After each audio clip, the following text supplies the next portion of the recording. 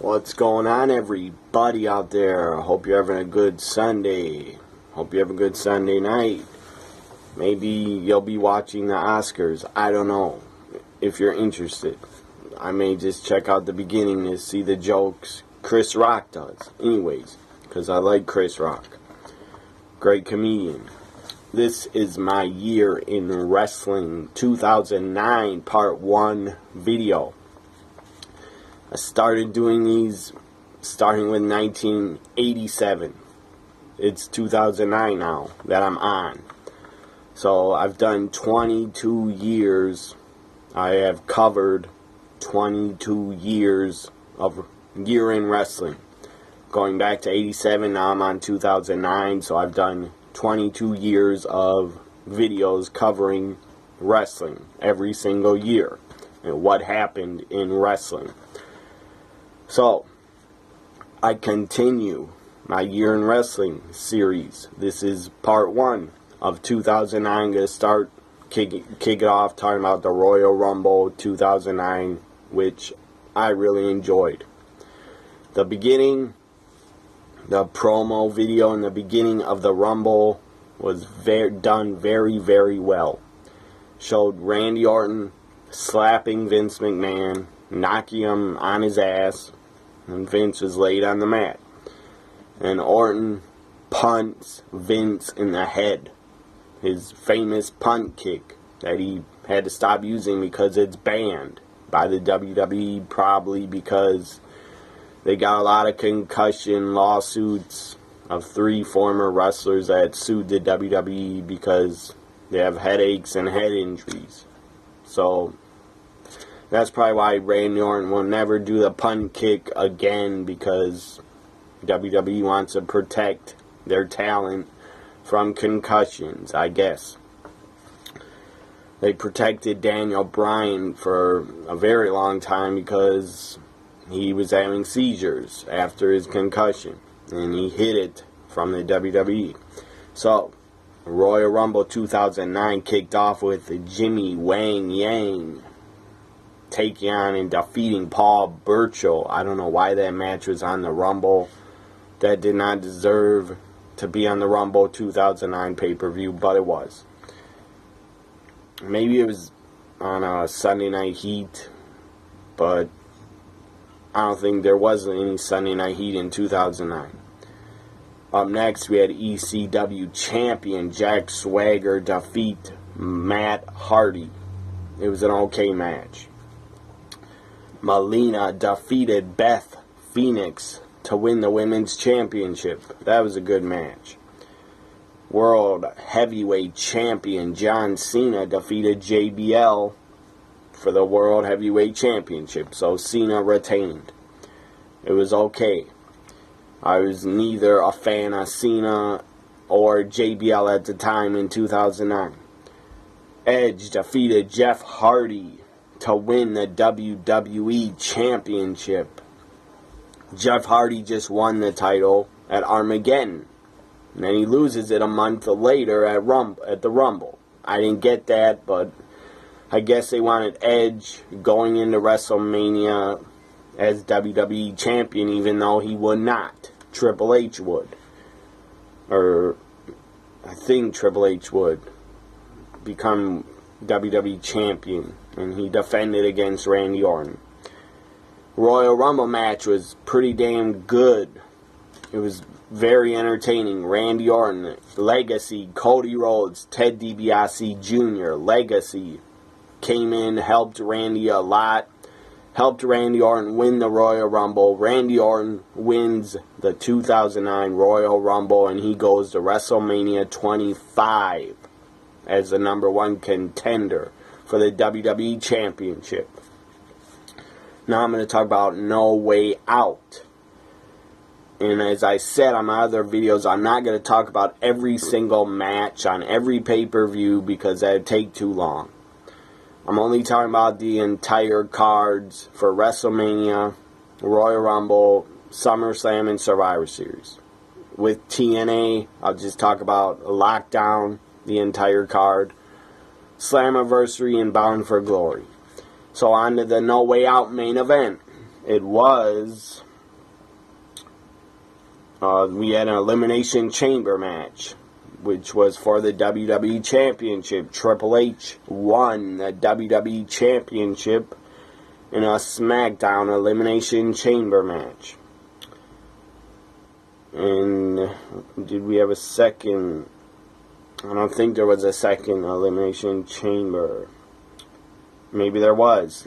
Yes, there was. Edge won the World Heavyweight Championship in a Raw Elimination Chamber match, defeating Cena, Rey Mysterio, Jericho, Mike, Knox, and Kane. So that was No Way Out 2009. Pretty good pay-per-view because they had 2 Elimination Chamber matches on it. Now I'm going to go to TNA and talk about their January pay-per-view, which was... the hell was the name of it? The wrong year. Final Resolution. No, that was 2008.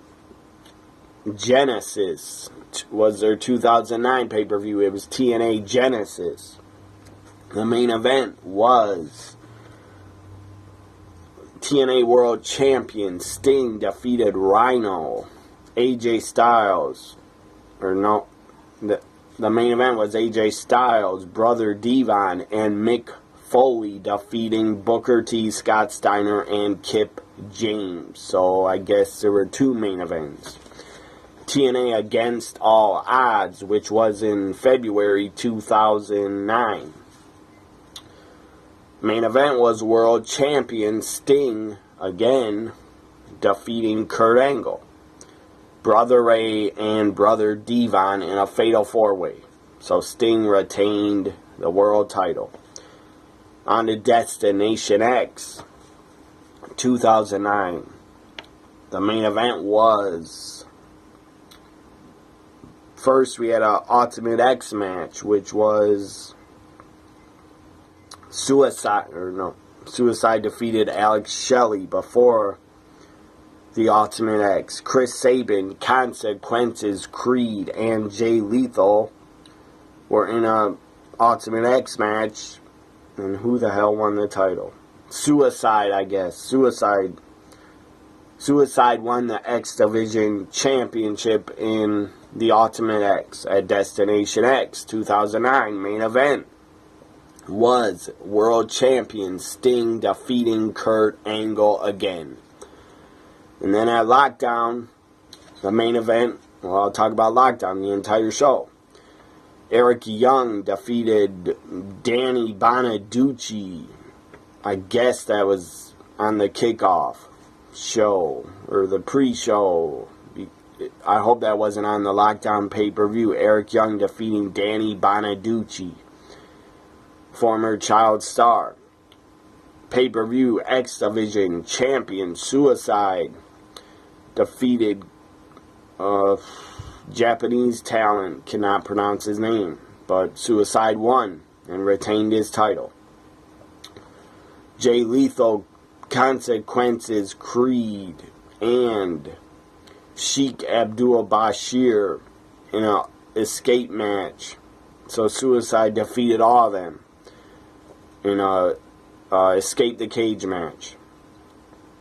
ODB defeated Daphne, Madison Rayne, and Sonjay Bolt to become the Queen of the Cage. So ODB wins and becomes Queen of the Cage.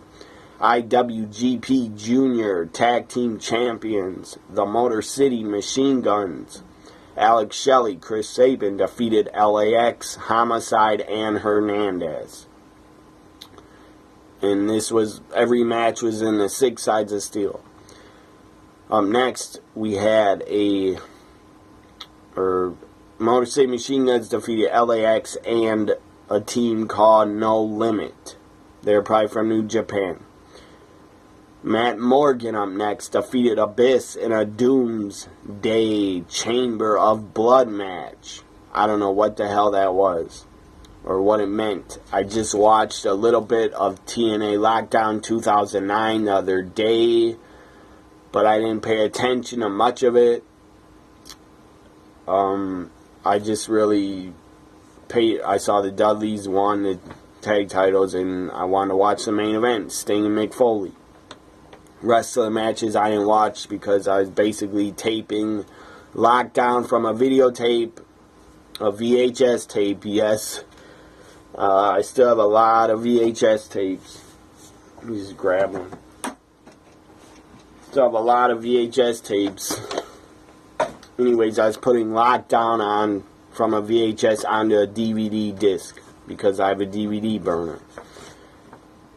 I'm not selling them. I'm not doing any of that. I'm just putting them on a disc for myself to add to my collection. So, up next, we had Angelina Love defeat Awesome Kong and Taylor Wilde to win the Knockouts Championship. I remember this. I was a huge Angelina Love fan, still am. I was very happy she became Knockouts champion. And Kong had braids, and she tied Kong's braids to the cage so Kong could basically not get up and not move. Smart move by Angelina Love. She wins the championship. Also, during this match, Angelina Love was knocked out by a high cross body. I guess she hit the back of her head on the mat, and she got knocked unconscious for a little bit. And she probably suffered a concussion, but it was good that she woke up during the match and finished.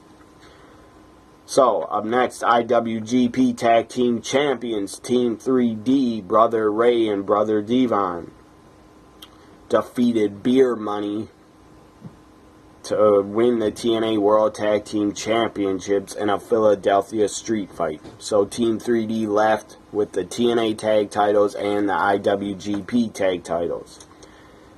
And we all know Team 3D, the Dudleys, have held every tag title there is. ECW, WCW, WWF, WWE World Tag Titles. IWGP tag titles. A lot of tag titles the Dudleys have held.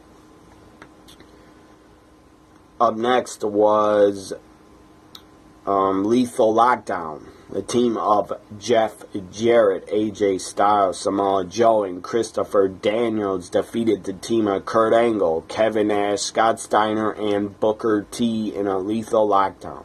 That was good stuff.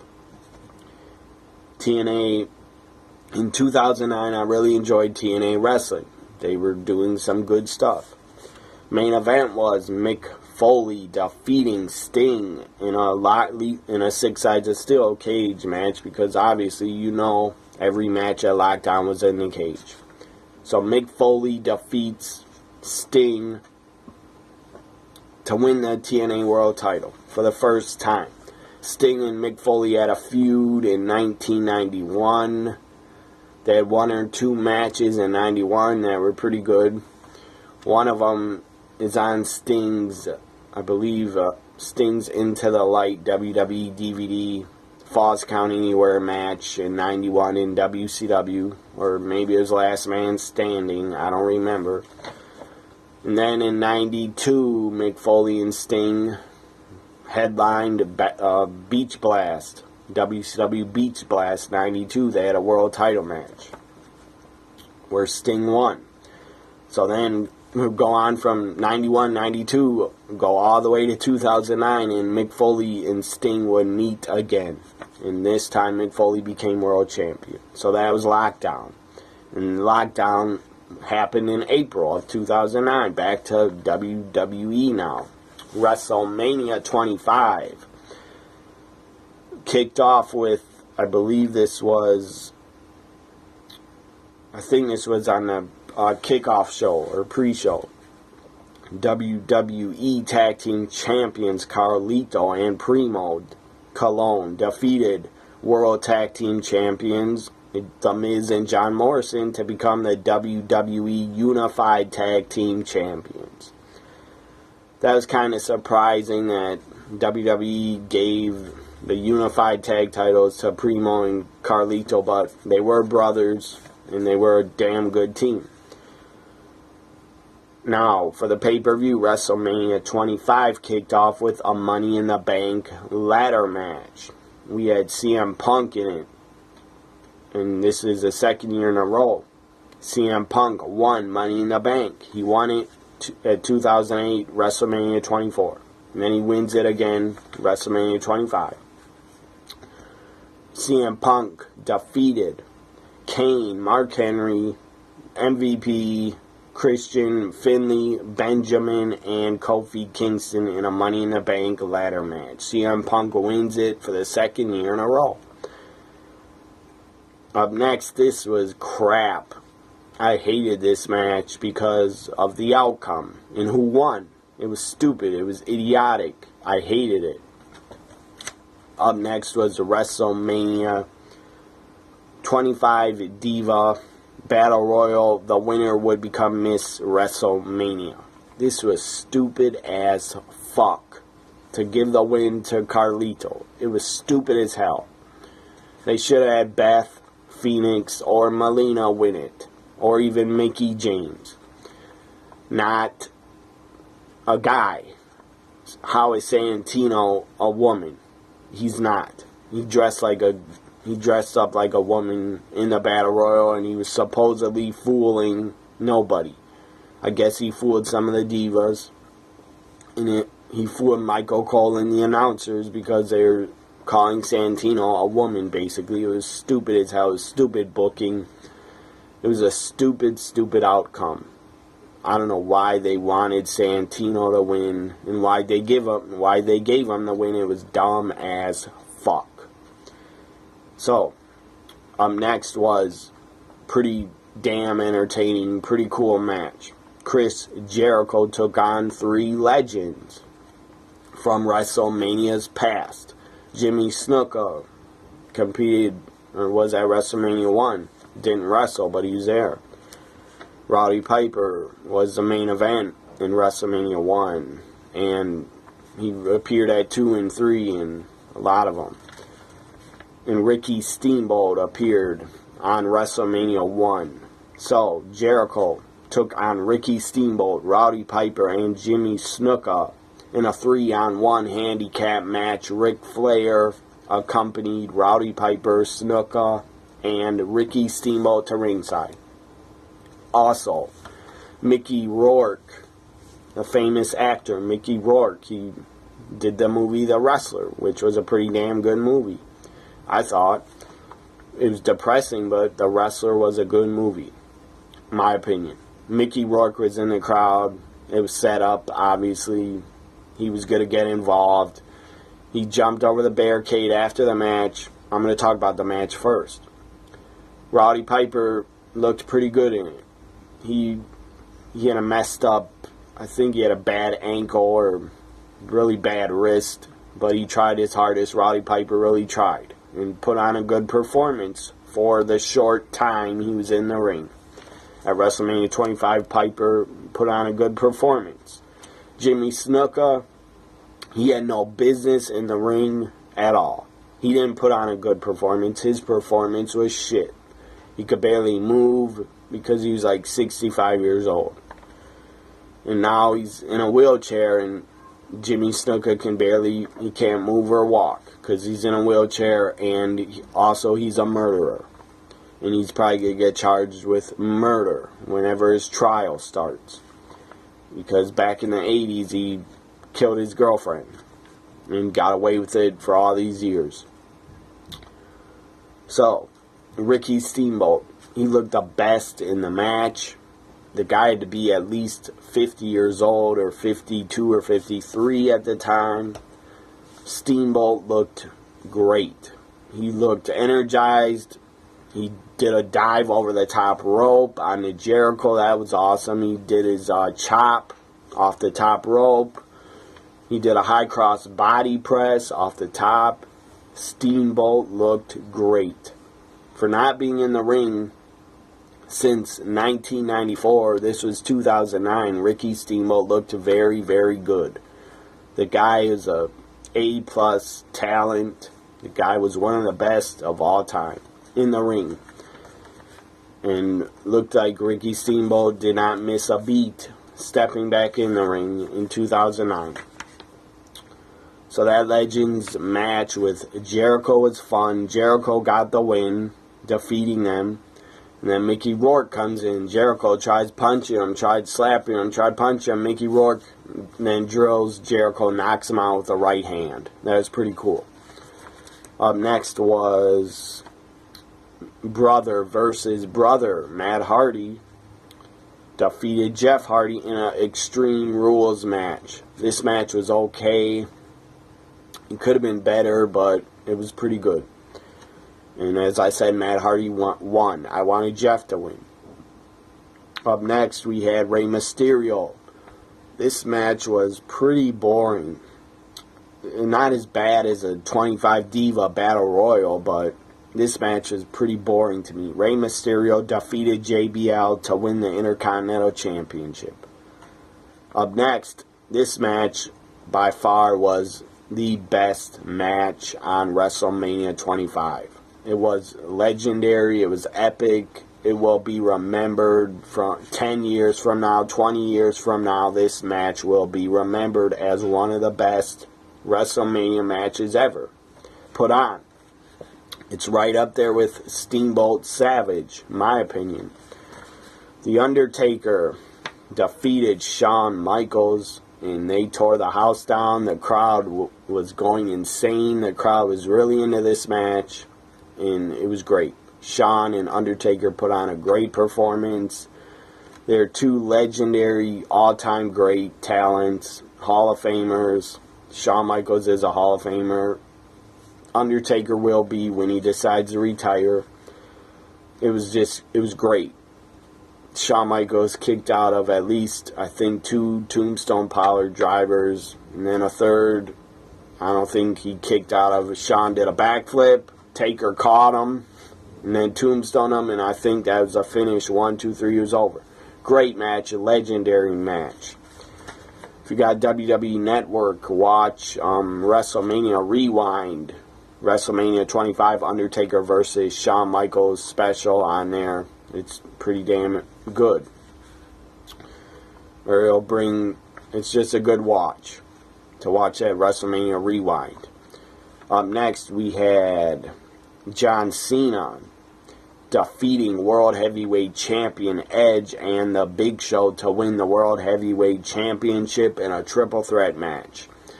The entrance for John Cena was pretty damn epic, pretty cool. They had a whole bunch of guys come out dressed as John Cena. A lot of them were probably indie wrestlers and NXT wrestlers or FCW wrestlers. A lot of them were probably wrestlers that were hired to dress up as Cena and show up at WrestleMania. If I was an indie wrestler, I would have loved to be at a WrestleMania and dress up like Cena. I would have done it for free, and I wouldn't even ask to get paid. I would have just done it for free to be on WrestleMania and tell my friends and everybody I know that I was on a WrestleMania dressed as John Cena. So Cena comes out, runs in between, runs down the ramp. It was a very, very long entrance because it was a football stadium, the Houston Texans stadium. So Cena runs down the ramp, and the entrance for WrestleMania 32 is going to be very long also because it's at Cowboy Stadium, which is a giant, giant stadium. Has 100,000 seats. So Cena runs down the ramp in between all those John Cena lookalikes. That is pretty cool. Great entrance for WrestleMania. And it was a pretty good triple threat. Cena lifted Big Show and Edge on his shoulders for the his finisher that was called the FU at one time. Now it's called the Attitude Adjustment. So that's pretty impressive that Cena lifted the Big Show, who was probably close to 500 pounds or over at the time, and Edge was probably over 250. So that's pretty insane to lift over 600 pounds on your shoulders. Cena is, I don't like the guy, but I don't hate him. But Cena is insanely strong. The guy is really strong. Anyways, main event. After John Cena wins the World Heavyweight Championship, the main event was not good. because the crowd was totally burnt out. The crowd was blown up. They were dead because of watching Undertaker, Shawn Michaels. The emotion and the crowd reaction that Undertaker, Shawn Michaels got was insane. And the crowd was just dead for the main event, for Triple H, Randy Orton. And I don't blame nothing. I mean, it wasn't Triple H or Randy Orton's fault that they had to go on last, but they were put in a really bad spot because the crowd was totally not into it. The crowd was asleep, or they were just blown up and not responding. So the main event for WrestleMania 25 did not work because the crowd was pretty much quiet for it. Or they were taking a nap. I don't know what the crowd was doing, but maybe they went to the bathroom or went to go buy merchandise. I don't know, but the crowd didn't care about Triple H, Randy Orton. Even though Triple H got an okay pop when his entrance music hit. And Triple H had a cool entrance. He threw a sledgehammer through some glass. So, Triple H defeats Randy Orton to retain the WWE Championship. I wanted Randy Orton to win the title. I thought he should win it, but he did not. I think he would become champion later on in 2009. So now I'm going to talk about Backlash. The main for Backlash, we had Randy Orton, Cody Rhodes, and Ted DiBiase Jr. defeat WWE Champion Triple H, Batista, and Shane McMahon. This might have been Shane McMahon's last pay-per-view he worked. Was Backlash 2009. After Backlash 2009, I think Shane would disappear until 2016. Main event was, Randy Orton, Cody Rhodes, Ted DiBiase defeated Triple H, Batista, Shane McMahon. So that enabled Randy Orton to win the title. Because I guess the title was on the line in a 6-man tag. I don't remember much of Backlash 09 because I haven't watched it in years. I'm just looking at the results here. Main event was Edge defeating John Cena for the World Heavyweight Championship in a last man standing match. So Cena just won the title at WrestleMania 25, and then at Backlash, the next pay-per-view, he drops it back to Edge. Whatever. I was okay with it because I was a fan of Edge. So that's Backlash 2009. Also, Christian defeated Jack Swagger to win the ECW Championship. That was a pretty good match. And Chris Jericho defeated Ricky Steamboat in a singles match, which was pretty damn entertaining. It was great to see Ricky Steamboat in a singles match on a pay-per-view. That was awesome. I loved it because I was a big Ricky Steamboat fan growing up. And even as an adult, I watched his old matches back, and I respect the hell out of Ricky Steamboat. The guy was a great, great, great wrestler. Great talent. And the moves, I never saw him mess up in the ring. Ricky Steamboat's never injured anybody or mess up because the guy is a pro. Not saying none of the other guys are pros, but Ricky Steamboat is just super good. The guy was always very, very good in the ring. So that's Backlash 2009. This ends my Year in Wrestling 2009 Part 1 video. Hope you enjoyed it. I talked about Lockdown. I'll start the next video talking about TNA Sacrifice, which happened in May 2009. So, hope you all enjoyed it. This was the Year in Wrestling 2009 Part 1. I don't know when I'll do Part 2. Probably sometime during the week.